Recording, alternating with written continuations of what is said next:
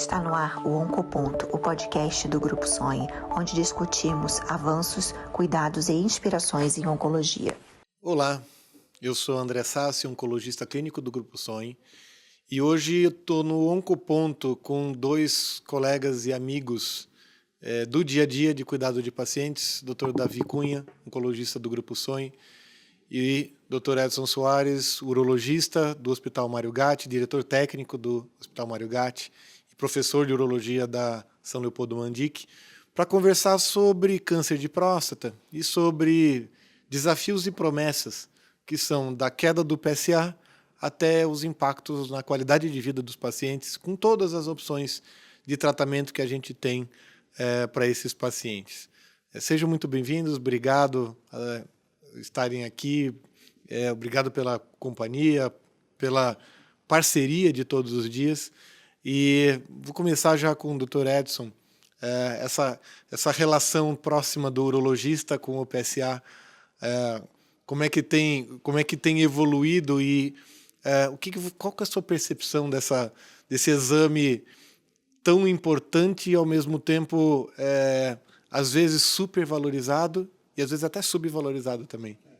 Eu acho que o PSA ele é um marcador extremamente importante para quem faz urologia, acho que para oncologia também, né? No entanto, ele tem algumas particularidades. Eu vou falar uma coisa que é uma obviedade para quem é urologista, né? Mas ele não é um marcador tumor específico, né? Ele é um marcador glândula específico. Mas no popular, com os pacientes, é muito comum um colega ficar comparando o seu PSA com o outro, né? Antes daqui de começar o podcast, a gente estava falando que muitas vezes os pacientes comparam resultados de PSA com terapêuticas diferentes, né? Uma pessoa que fez uma prostatectomia tem um PSA-alvo diferente de quem fez radioterapia. E eu sempre lembro participava bastante das reuniões de oncologia, de urologia lá da Unicamp, e teve um episódio que eu achei bem interessante, que eles apresentaram um caso de um paciente relativamente jovem, com PSA, com diagnóstico de câncer de próstata, mas que ficou ali entre fazer tratamento conservador ou não. No final, o paciente acabou optando por fazer radioterapia. E eu lembro de um comentário de um professor que ele dizia assim, foi a primeira vez que a radioterapia tratou ansiedade. Porque a grande angústia que o paciente possuía era de uma elevação do PSA, apesar de outros indicadores, de outros marcadores estarem negativos, né? Eu acho que isso é uma coisa para a gente colocar aqui na mesa que é bem interessante. Eu não sei como é a experiência do Davi quando ele lida com esses pacientes, né, quando estão em outra etapa do tratamento, né? Mas eu, particularmente, eu lido bastante com isso, né? Paciente que está sempre comparando, muitas vezes, níveis de PSA em condições terapêuticas diferentes. Davi, a nossa relação do oncologista com o PSA é meio dúbia até, né?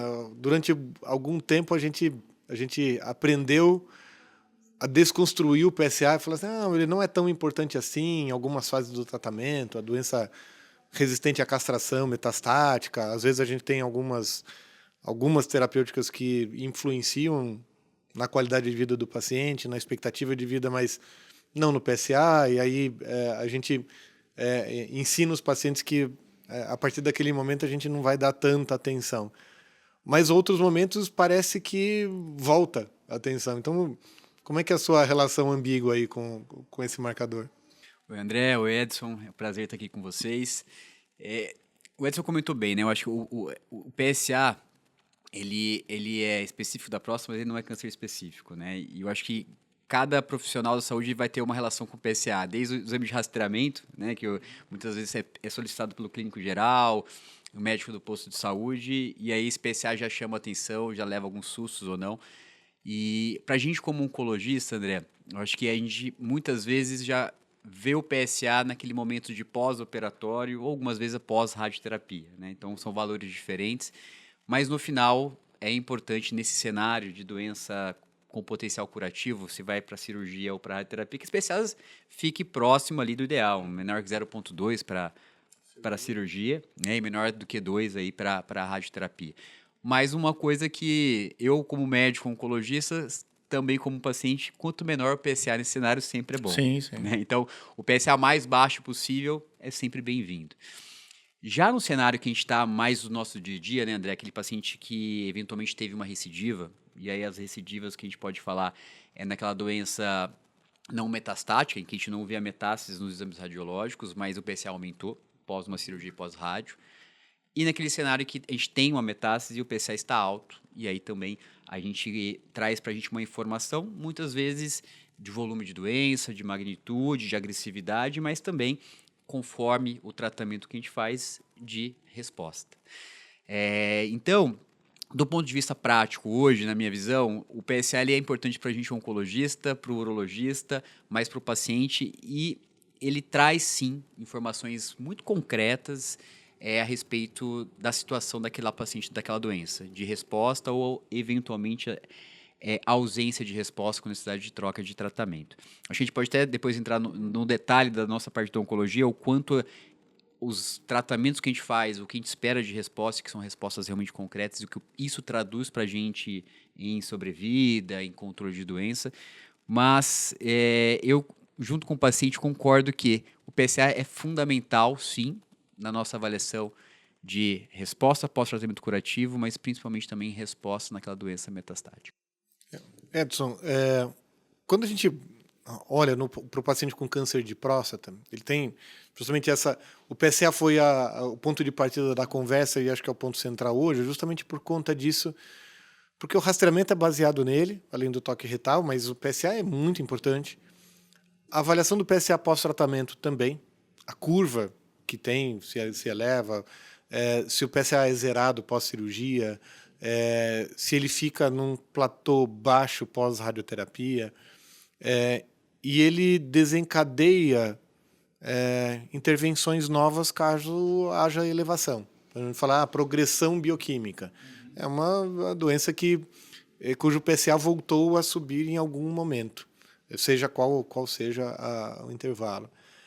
Isso às vezes até gera uma ansiedade extra no paciente, né? Então, são os exames de controle que geram uma preocupação ao longo do tempo. Você, logicamente, acompanha muitos pacientes com câncer de próstata, dos quais você tratou, e qual que é a sua relação do segmento com esses pacientes? E aí uma pergunta também prática do seu dia a dia. O PSA elevou de algum paciente, como é que é a sua conversa com o paciente? Você encaminha? Você também quer ser uma preocupação do paciente, né? Agora eu fui encaminhado para um oncologista. Sim, aí parece que a doença virou outra coisa, isso, né? Entendi. Como é que é a sua relação com os pacientes em relação a esses controles? Eu acho que uma das coisas que é interessante, assim, simplificando um pouco o raciocínio que você faz é excelente, mas simplificando um pouco é assim, a gente sempre tem que fazer algumas simplificações nesse aspecto, né? Por exemplo, quando é que o PSA erra, quando é que o PSA acerta, né? Quando a gente está falando, por exemplo, Davi, de uma avaliação ainda antes do diagnóstico, né? E aí, não sei exatamente o alcance aqui da conversa, mas, por exemplo, pacientes com prostatite, com infecção urinária, pacientes que tiveram manipulação recente da próstata vão apresentar PSAs elevados, e muitas vezes é o que faz ele procurar o consultório da gente, desesperado, achando que tem câncer, né? E quando a gente olha para o histórico do paciente, você vê que ele tem ali um canal de crescimento do PSA que está dentro do normal e, de repente, ele estoura. Então, essas elevações muito súbitas, muito abruptas do PSA, a gente sempre trabalha um pouco, como eu falei, né? Não é que a gente trate a ansiedade, mas a gente acaba explicando para o paciente que, às vezes, a gente precisa fazer uma nova verificação desse PSA, né? Eu acho que em tudo que envolve oncologia, o double check ele é importante, né? Quando a gente está falando de pacientes que já se submeteram a uma terapia, tem uma coisa que eu aprendi e eu acho fundamental a gente estar comentando aqui, por exemplo. Muito embora seja uma ferramenta limitada, muitas vezes uma elevação do PSA após radioterapia, ela antecipa em até 6 meses resultados que a gente vai perceber depois na cintilografia. Então, é aí que o PSA, digamos assim, acerta, né? Ele antecipa, às vezes, para a gente alguns resultados. Evidentemente que, na realidade em que a gente tem o PET-CT hoje, a gente tem uma ferramenta um pouco mais assertiva nesse aspecto. No entanto, na dinâmica que eu vivo, que eu tenho um pé no SUS e outro pé no privado, para quem está no SUS, nem sempre isso é uma coisa tão acessível, eu acho isso importante.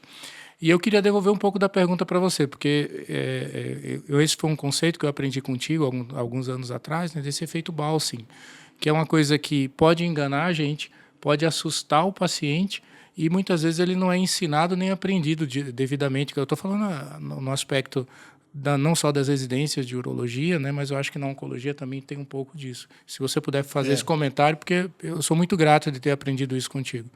Acho que alguns pacientes a gente revê e acalma por conta desse efeito. Talvez seja importante até, principalmente para os urologistas, mas para os oncologistas, radioterapeutas que trataram também. O paciente que recebe radioterapia com intenção curativa do câncer de próstata, geralmente ele tem uma queda do PSA pós-tratamento. Às vezes a gente faz o tratamento hormonal junto e esse PSA vai a nível indetectável. Depois, quando sobe a testosterona, o PSA tende a subir um pouco. E, às vezes, o que eu falei do platô não acontece. Às vezes, depois de 1 ano e meio, 2 anos, pode acontecer de ter uma discreta elevação do PSA e temporária. Depois ele volta ao normal. Esse efeito bouncing, que faz justamente essa elevação do PSA temporária, ela é comum pós-radioterapia, bastante frequente mesmo.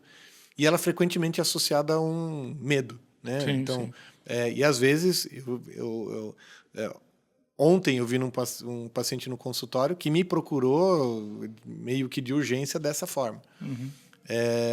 Mas ele já veio tranquilo, porque ele duvidou, ele repetiu o exame. Que bom. 1 mês depois, ele falou, não estou convencido. O cirurgião tinha falado, isso aí é sinal de metástase, vamos investigar. E o paciente falou assim, não, eu acho que foi um erro de laboratório. Sim, sim. E aí ele voltou comigo e falou, o double check é importante, né? Ele falou assim, doutor, foi um erro de laboratório? Eu falei, não, isso é um efeito comum. Aí eu expliquei para ele o que é o efeito Bouncing. Então ele falou assim, puxa, que bom, estou tranquilo. E essa relação meio emocional com o PSA acaba sendo muito importante. Aí depois, assim, alguns pacientes recidivam, né? Claro. Continuam com essa elevação, não é um efeito Bouncing, é uma elevação decorrente da recidiva da doença. E, eventualmente, a gente precisa tratar. Aí, já direcionando para o Davi, a gente tem, às vezes, ou o paciente que já faz o diagnóstico de doença metastática com PSAs muito altos, ou que tem recidiva, com metástase e PSAs altos também. A gente faz o tratamento hoje hormonal. Hoje o tratamento ideal não é só a supressão da testosterona, é combinação de algum outro tratamento. E um dos alvos é zerar o PSA. Nosso desfecho é fazer com que um paciente viva mais e melhor, mas assim, de curto prazo é zerar o PSA. Essa é a sua rotina, Davi? André, acho assim, só até voltando um pouquinho no assunto anterior, o momento que a gente coleta o PSA também é importante, né? Então, se a gente coleta o PSA no momento, talvez assim, inadequado, ou muito precoce durante o tratamento, ele tem um falso aumento do tratamento real. Claro. Então, acho que a gente tem que deixar, muitas vezes, lá para a gente, calma. Não adianta fazer PSA todo mês durante a radioterapia, não adianta fazer o PSA 1 semana depois da cirurgia, que esse PSA não tem uma validade prática, né? Então, muitas vezes, essa angústia, ansiedade de fazer PSA, no momento inadequado, só vai gerar ansiedade, né? Então, acho que esse conceito também é importante. E, André, eu acho que nesse momento, né, de doença metastática e nessa fase do tratamento, eu acho que o PSA realmente é muito importante, né? Eu acho que temos pacientes escutando a gente aqui e o PSA ele faz parte até da avaliação de estadiamento da doença, do grupo de risco em que esse paciente se encontra, né? Então, quanto mais alto o PSA, maior o risco de doença metastática, maior o risco até de volume de doença. Então, o PSA inicial nessa fase de doença metastática para a gente é muito importante. E muitas vezes na doença metastática a gente encontra PSA muito mais alto do que a gente vê na doença inicial. E aí, como que esse paciente responde ao tratamento, o PSA entra na jogada ali como um dos fatores de resposta. Assim como os exames de imagem, tomografia, cintilografia óssea, até o PET-PSMA, que a gente pode discutir se a gente usa ou não nesse momento. Mas o PSA ele é o primeiro exame que a gente pede antes das imagens que vai traduzir para a gente está tendo resposta ou não está. Então, é o momento que o paciente fica feliz ou ele fica triste ali, mas geralmente uma resposta hoje, com as opções de tratamento que a gente tem em doença metastática, é muito, mas muito raro não ter resposta. Acho que faz anos que eu não vejo um paciente que progrediu na primeira avaliação de resposta no câncer de próstata habitual, sem diferenciações aí de maior agressividade, tumor neuroendócrino. E eu acho que muito o que está em voga hoje, né, André, e os estudos estão avaliando é aquele paciente que zera PSA, né? E o zerar a gente considera um valor menor que 0,2 na maioria dos estudos, e a velocidade que ele atinge isso. Então, quanto mais rápido ele chega a menor que 0,2, e se ele chega a 0,2 ou menor, esses pacientes têm melhor prognóstico. Então, todos os estudos mostram que a curva de sobrevida livre de progressão, né, o tempo que esse paciente progride, sobrevida livre desse paciente virar uma doença refratária à castração, está relacionado com isso. Então, se ele zera o PSA, rapidamente esse paciente tem um prognóstico melhor. Isso está muito claro, ele vai ter melhores desfechos. A dúvida é, isso está relacionado com o tratamento que a gente escolheu? Será que foi o tratamento X? Foi a abiraterona, foi a enzalutamida, foi a apalutamida, foi a darolutamida que aumentou a resposta e ele zerou por conta daquele remédio? Ou se é mais o prognóstico da doença? Aquela doença é mais responsiva. E eu acho que isso traz para a gente novas discussões. Do ponto de vista, a meu ver, se a gente consegue zerar esse PSA menor que 0,2, né, trazer esse paciente vai evoluir melhor em todos esses desfechos, e isso é sempre positivo. Qual que é o melhor tratamento para fazer isso? Acho que aí abre um leque, seja fazer terapia tripla, terapia dupla. Então, queria ter a sua opinião, André. Se para você existe algum esquema que a gente tem de novo agente hormonal mais quimioterapia, que a gente consiga fazer esse PSA ficar menor que 0,2 ou não? A minha questão é a necessidade de chegar lá, né?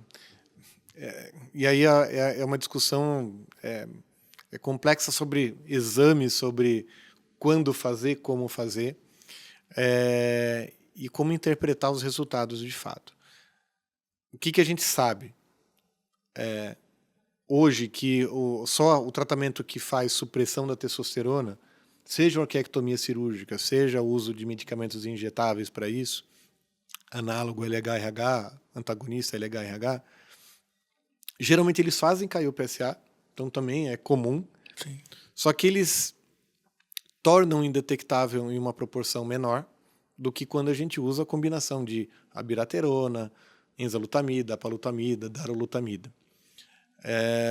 Com a adição desses novos antiandrogênicos que são orais, são comprimidos, a gente melhorou a resposta, a gente melhorou a resposta sintomática, então controle de sintomas, às vezes dor óssea, outras coisas, e aumentou a sobrevida global, aumentou a expectativa de vida dos pacientes de maneira bastante consistente. E a gente também sabe que dentro daqueles pacientes que respondem completamente, que zeram o PSA, essa expectativa de controle de doença no longo prazo é muito maior, independente do que ele faça. O que eu acho que não faz muito sentido é a gente forçar a barra ou intensificar o tratamento em busca de só do PSA zerado. Para mim isso talvez não faça tanto sentido. Talvez o paciente que tem uma doença muito agressiva e que precise de associação até de quimioterapia, terapia tripla, né? Além da supressão da testosterona, além do antiandrogênico oral, fazer quimioterapia também para aprofundar mais a resposta, nem sempre faz sentido para a maioria dos pacientes. E aí, às vezes, até o contrário, eu penso, puxa, será que até um paciente que faça só supressão da testosterona, só com medicamentos, só com orquiectomia, e que fica com PSA indetectável, será que esse paciente também vai se beneficiar de alguma outra coisa oral adicional, ou esse já é uma impressão, já é um indício biológico que aquele paciente tem um prognóstico já inerente bom, que eu posso fazer, entre aspas, um tratamento mais fraco, um tratamento menos, que não é tão moderno, mas que talvez para ele faça sentido. Isso eu acho que a gente ainda vai precisar investigar um pouco melhor. E o outro lado é aquele paciente que eu fiz um tratamento, que o PSA ficou indetectável, e ele está bem, não tem sintoma nenhum, mas tem muito efeito colateral do tratamento. Será que eu não posso desintensificar, não posso suspender um pouco, não posso fazer um tratamento que a gente chama intermitente? Sim. Acho que essas são as questões. E justamente a busca da qualidade de vida nesse equilíbrio, né, de melhorar os sintomas da doença sem causar muitos malefícios, acaba sendo esse desafio. A gente costuma falar, e aí já vou direcionar para você, Edson, também, com o paciente, essa questão da qualidade de vida muito associado à doença em si, mas também aos tratamentos. Nós, oncologistas, nós estamos acostumados a tratar pacientes de maneira muito mais agressiva, com quimioterapia, com terapias que às vezes debilitam muito o paciente e às vezes temporariamente, em troca de algum benefício em controle de doença para aumentar o tempo de vida do paciente. Vocês, cirurgiões, são muito mais, acho que até objetivos, né, de controle. Como é que você vê a relação do paciente na qualidade de vida em relação a sintomas urinários, pélvicos e até associados, por exemplo, à queda de testosterona? Como é que você lida isso no dia a dia? Eu acho que tem uma coisa que é interessante, trazendo um pouco aqui para o lado da urologia, né? A robótica ela trouxe uma coisa que foi muito legal para a gente, que é o seguinte: definitivamente ele marcou uma coisa que margem tumoral é diferente de margem prostática, né? E talvez, aí isso é só especulativo, nos próximos anos os alvos de PSA para prostatectomia, principalmente na perspectiva da robótica, mudem bastante, né? Porque com a ideia justamente de fazer a preservação funcional, seja da continência, seja da impotência sexual, existe cada vez mais uma certa tolerância para a margem prostática positiva em cirurgia robótica, tá? E isso está se refletindo em uma coisa que eu achei muito interessante, né? Porque antigamente a gente procurava exaustivamente, né, aqueles objetivos: tempo de sobrevida livre de doença, evitar a morte específica pelo câncer. E começou a entrar outros objetivos, né? Ou seja, preservar a capacidade funcional, preservar a potência, velocidade com que você consegue retirar o paciente da sonda. E eu acho que isso também se reflete no tratamento compartilhado que a gente faz com os colegas da oncologia, né? Eu acho que é nesse ponto em que a medicina deixa de ser somente uma técnica, deixa de ser somente uma ciência e passa a ser uma arte. A individualização, a singularização do tratamento, às vezes, ela é importante, né? E aí volta à mesa o assunto que a gente colocou aqui, né? Às vezes vale mais a pena um paciente com doença controlada, satisfeito com sua qualidade de vida, mas não necessariamente com PSA batendo meta de ficar abaixo de uma determinada trave, sabe? Então, é nesse ponto, André, que eu acho que a gente tem que sempre olhar para a característica de cada paciente, né? E aí, só o tempo, só a experiência, só a confiança, muitas vezes, que o paciente deposita, seja no oncologista, seja no urologista, para ele entender que, assim, olha, meu PSA não está tão baixo, mas, assim, a minha qualidade de vida está boa, meu tratamento está funcionando, os meus marcadores tumorais, seja ele cintilografia, um PET-CT, uma tomografia, estão estáveis. Então, eu acho que essa conversa ela tende a ser mais individualizada, né? Eu acho que a gente hoje não só avançou na tecnologia cirúrgica, mas também nas opções farmacológicas de tratamento, né? Você tem aí hoje uma gama de possibilidades que são muito amplas, mas eu acho que saber lidar e dosar isso para entregar para o paciente um tratamento de qualidade é que entra a expertise dos colegas da oncologia e da urologia. Nesse aspecto, eu acho que pesa mais para vocês do que para a gente, né? Porque muitas vezes, quando a gente chega ali num determinado limite, é muito natural, né, a gente compartilhar. E aqui eu fico muito, muito grato de estar numa mesa em que nós somos colegas, né, trabalhamos nos mesmos hospitais, a gente compartilha paciente, compartilha experiência. E talvez que esse diálogo, né, entre as especialidades, entre as sociedades, né, de oncologia e de urologia, seja interessante para a gente poder afinar essa dosagem, né, de como a gente vai lidar com isso. Mas eu procuro, sim, né, sempre enxergar quais são as características do paciente. Tem paciente que é mais ativo, tem paciente que é menos, tem paciente que está em vida laborativa ainda, tem paciente que já está aposentado. Então, eu acho que é uma coisa que a gente tende a equilibrar. Eu acho que a busca incessante por isso pode atrapalhar muito. A busca incessante pelo PSA zerado, pela cura, né, entre aspas, até, às vezes é uma complicação grande. Eu vejo pacientes acompanhando há muito tempo, por exemplo, com pós-radioterapia e reirradiados, que tinham que ter algum tipo de resgate e que tem complicações gravíssimas de uretra, de estenose, de precisar fazer alguma derivação urinária, por conta dessa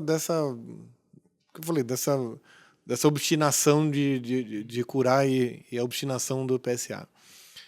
E a outra obstinação que aí Davi queria ver a sua opinião é até sobre a concorrência entre medicamentos. Como a gente vê que os antiandrogênicos são feitos por companhias farmacêuticas diferentes, às vezes uma quer mostrar que é melhor que a outra.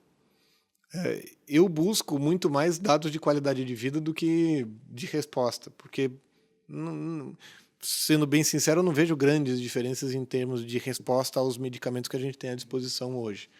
E eu penso muito mais em questões relacionadas à interação medicamentosa de pacientes que usam polifarmácia, mas principalmente efeitos colaterais dos medicamentos. Mas existe uma obstinação de provar que uma determinada molécula proporciona mais pacientes com PSA zerado do que outra. Não acho que faça muito sentido. Acho que talvez a gente até precise olhar os dados. Quando a gente olha pacientes que receberam quimioterapia mais antiandrogênico, mais supressão de testosterona, tiveram uma taxa de resposta boa e tinham mais doença de alto volume, PSAs muito altos e zeraram mesmo assim, acho que isso dá um certo conforto. Não é que eu vou ignorar o dado, mas para termos comparativos, para mim fez menos sentido. Como é que também, eu queria ver para você, Davi, talvez o Edson também possa falar um pouco, mas assim, como é que vocês veem essa questão de busca por desfechos de exames mais valorizados do que em si a parte clínica? André, até complementando um pouco o que o Edson comentou, acho que na fase inicial do tratamento, do ponto de vista curativo, qualidade de vida eu acho que é fundamental e a gente discute isso. E como o nosso tratamento sistêmico daquela doença avançada sempre foi a castração, né? Então o paciente tinha essa necessidade, e até hoje, né? A grande maioria dos esquemas que a gente utiliza a castração, né? Jogar a testosterona lá para baixo, ainda é a base da grande maioria desses tratamentos. Mas a questão de qualidade de vida ficava de lado por muitos anos e ficou de lado por muito tempo. E agora não, todos os estudos, esses grandes estudos randomizados, fase 3, todos avaliaram a qualidade de vida dos pacientes em tratamento. Então, acho que mudou um pouco essa visão. Isso tornou-se algo importante, talvez até um grande diferencial. Qual que é melhor? A eficácia parece que é muito parecida, então qual que traz mais qualidade de vida, qual tem menos toxicidade, aquela toxicidade para aquele paciente não é suportável, para que ele é, e talvez isso seja uma forma até de escolher qual que é a melhor opção. Mas assim, colocando em perspectiva, né? Hoje, câncer de próstata com metástases, aquele que descobriu metastático ou que evoluiu para esse quadro sensível ainda ao tratamento, sensível à castração. Hoje a gente tem 4 opções de medicamento via oral associado ao bloqueio hormonal: abiraterona, enzalutamida, darolutamida e apalutamida. Além disso, quimioterapia mais bloqueio hormonal, e além disso, quimioterapia mais bloqueio hormonal, mais ou darolutamida ou abiraterona, né? Então a gente vê um leque gigante de opções e todos esses estudos, todos mostraram ganho sobre vida global. Então o que a gente queria, viver mais, todos mostraram. Sobrevida livre de progressão, todos mostraram. Queda de PSA, todos mostraram. Eu falei, poxa, então é tudo igual. Parece semelhante à magnitude do benefício. Aí a gente entra na jogada dessa discussão. Qual deles é melhor? Eu acho que hoje a gente não tem nenhum estudo que consiga comparar diretamente entre essas possibilidades. O que a gente sabe, novo agente hormonal, que as medicações via oral, é melhor do que só o bloqueio hormonal. Isso hoje, bloqueio hormonal, infelizmente, é uma realidade do SUS, é o que a gente tem nesse cenário.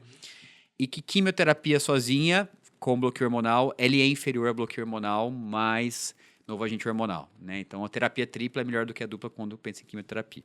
Mas diante dos tratamentos que a gente tem hoje, de, vamos dizer, nível 1 de evidência, que seriam mais adequado, quimioterapia mais bloqueio hormonal e castração versus castração mais o novo agente hormonal, a gente não tem uma clara superioridade. E o que a gente percebe é que a quimioterapia sim atrapalha a qualidade de vida, principalmente naquela fase inicial em que a quimioterapia é realizada, né?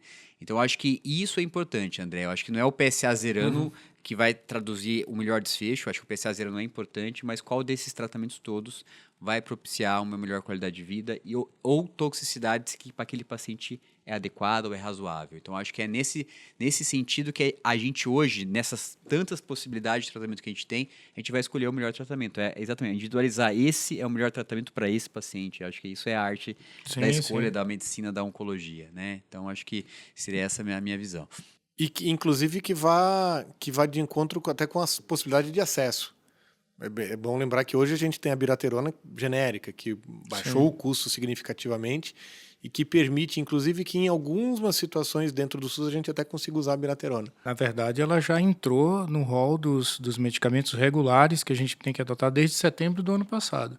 As unidades de oncologia, os UNACONs, inclusive, já estão tendo que se organizar agora para poder fornecer. Então, a gente já tem pelo menos uma dessas alternativas, das várias que você citou, já está dentro do nosso arsenal, digamos assim. Isso é uma coisa que eu acho positiva, né? Interessante que, mas assim, mesmo considerando a questão de custo, elas não são todas iguais. Não. O ideal era que a gente tivesse, até dentro do SUS, outras opções também para pacientes que não têm o perfil. Sim, a abiraterona você tem que usar junto com corticoide, sim, sim. tem retenção hídrica, tem alguns efeitos colaterais que são, às vezes, prejudiciais a alguns pacientes. E aí, justamente, essa seleção de a individualização do tratamento, eu acho que é muito grande. E aí eu acho também a própria experiência individual do médico, com cada um dos tipos de medicamentos, para perceber o que impacta na qualidade de vida do paciente, o que impacta na rotina deles, até na capacidade laboral mesmo de muitos deles, acaba sendo relevante. Bom, a gente já falou bastante, para resumir, queria só algumas considerações ainda específicas sobre como é que vocês avaliam a qualidade de vida dos pacientes no seu dia a dia. É fácil perceber isso? É difícil? Quais são as perguntas mais práticas e objetivas do dia a dia? Para você, Edson, como é que você conversa e avalia isso com os seus pacientes? Eu acho que na realidade da gente, né, na população que a gente lida, está muito focado inicialmente com a questão da disfunção sexual e da incontinência urinária, né? Eu acho que essas são as duas coisas que, digamos assim, a gente nem precisa perguntar, o paciente já entrega no primeiro momento, né? Quando a gente lida com a realidade de alguns pacientes que se submeteram à radioterapia, e talvez isso aí seja um tema interessante para a gente discutir, né? Porque a radioterapia ela ganhou uma má fama lá atrás, que até hoje está tentando se desvencilhar um pouco, né? Mas são algumas situações de disfunções miccionais, né? As cistites, rádicas, né? As retites, né? Que acabam vindo para a gente com uma alteração de hábito intestinal, aumento de frequência urinária.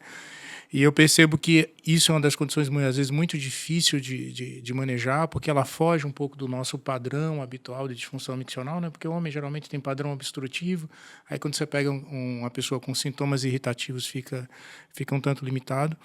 Mas, geralmente, eu deixo o paciente falar. Tem aquele tempo ali que o paciente vai falando, fala como mudou a sua rotina, como é que está a vida dele, se ele conseguiu voltar, quanto tempo ele voltou para o trabalho. Como eu falei, como a gente tem uma inserção dentro do SUS, a gente tem geralmente pacientes que têm atividades laborais que são muito pesadas, né? Atividades que exigem esforço físico, isso pesa bastante, né? Então, geralmente a gente deixa o paciente falar e depois a gente vai avaliando de acordo com as suas retomadas de rotinas habituais, né? Eu acho que isso é uma das coisas fundamentais que a gente utiliza, principalmente em paciente mais jovem, né, que inclusive alguns deles começam a mudar de profissão, começam a mudar de atividade, porque fizeram um tratamento, às vezes por receio, né? Então, geralmente é dessa forma que a gente lida. Quando a gente está falando de pacientes com doença mais avançada, eu acho que é muito mais uma realidade de vocês, mas eventualmente eles acabam retornando para a gente. O que eu mais percebo são os pacientes com dores ósseas, né? Esses aí são os que mais queixam, que vão escalonando analgesia. Eu trabalho numa unidade de oncologia, né, que a gente trabalhou junto, inclusive. É uma das coisas que eu acho que é das mais debilitantes, né, e é um desafio para a gente lidar com isso muitas vezes dentro da realidade do sistema público, porque você acaba tendo algumas poucas opções, né? Mas eu fico muito feliz que hoje a gente tem, pelo menos mesmo com essas limitações, a gente tem, por exemplo, um recurso aí da abiraterona para dar uma certa retaguarda para a gente. Não sei como é a experiência aí do Davi, mas é por aí.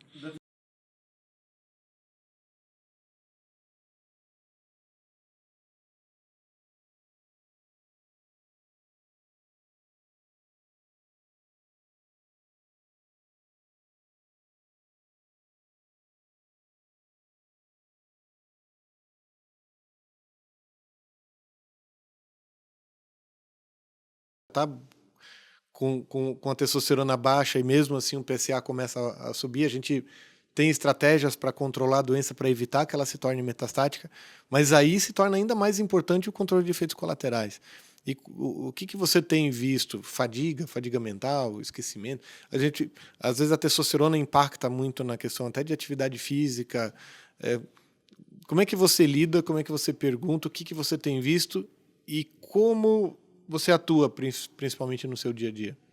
Eu acho que, André, é muito amplo, né? As possibilidades de piora de qualidade de vida, porque é muito individual, né? Então, quando a gente pega quando pega os estudos clínicos, ele tem questionários ali, o questionário vai dor, vai vida social, vai incontinência, vai disfunção sexual. Então, é amplo. Mas no dia a dia do nosso consultório, a gente não vai pegar aquela lista e vai ficar ticando Sim. um por um, né? Eu acho que ele faz muito mais que nem o Edson. O paciente chega, começa a falar e fala, o que mais? E a gente traz para ele o que talvez seja majoritariamente de mais preocupante, mais intenso para ele. E é muito variável, né? Um paciente de 80 anos, talvez a questão de queixa sexual para ele é mínima. Isso não é o Sim. que vai impactar na qualidade de vida dele. Mas a sarcopenia pega. E a porque sarcopenia ele se pega. reclama. E o fogacho? O fogacho, mas a dor óssea, é que esse paciente perde massa muscular, risco de queda. Então, eu acho que é muito variável. O que eu fico feliz, André, é que todos os estudos atuais, eles se preocupam com isso, né? E a coisa que trouxe para a gente de alento é que todos esses estudos mostraram que quem fez os tratamentos novos, esse paciente não tem impacto em qualidade de vida de ponto de vista prejudicial, até o contrário, melhoram a qualidade de vida com o tratamento. E porque o tratamento tira dor. Então, o paciente que está com dor, está com sintomas, a resposta é mais rápida, ele melhora da dor mais rápido, ele volta a ficar funcional mais rápido, ele volta para a vida social mais rápido. Então, acho que isso é importante. Eu acho que a questão da fadiga é importantíssimo, mas, por exemplo, se a gente pega o estudo da darolutamida, o paciente que fez daro teve menos fadiga, menos astenia do que quem não fez, porque o tratamento é tão eficaz ali que ele controla a doença. Então, eu acho que é individualização, né? Eu acho que as principais queixas são exatamente essas, mas hoje eu sou até muito mais permissivo, porque os estudos, a princípio, a grande maioria deles ensinam para tratamento. Começou bloqueio hormonal na doença sensível à castração, na resistente à castração, teoricamente tem que continuar o tratamento até o paciente falecer. Eu acho que isso não faz sentido, né? Em alguns cenários, né, André, aquele paciente com doença sensível à castração sem metástases, mesmo a resistente à castração que não tem metástases, poxa, talvez não é seguro esse paciente que zerou o PSA, talvez vamos parar o bloqueio hormonal, vamos deixar ele sem tratamento. E eu acho que os estudos mais novos começaram a perceber que isso é importante e já estão desenhando braços em que esse paciente não vai fazer tratamento por um período, umas férias de tratamento que a gente faz. E eu já faço isso. Acho que eu já tento selecionar aquele paciente ótimo respondedor, com baixo volume de doença, de metástase, e o paciente está com sintomas, está atrapalhando, dá umas férias, deixar ele sem tratamento, e a gente vê que isso é cada vez mais seguro. E tem umas coisas que, como eu falei, né, faz parte desse tratamento em conjunto, né? Quando eu fiz o meu mestrado, eu fiz junto com o pessoal da geriatria e da gerontologia. Se tivesse um geriatra aqui, ele ia pegar no pé da gente para dizer assim, ó, sarcopenia, perda de massa óssea é um negócio extremamente crítico, principalmente pacientes depois de 70, 75 anos, porque a queda nesses pacientes vira um evento. E se você pega, por exemplo, um paciente que tem disfunção miccional, que levanta 3, 4, 5 vezes à noite, eu falo que o trajeto mais arriscado é da cama para o banheiro, né?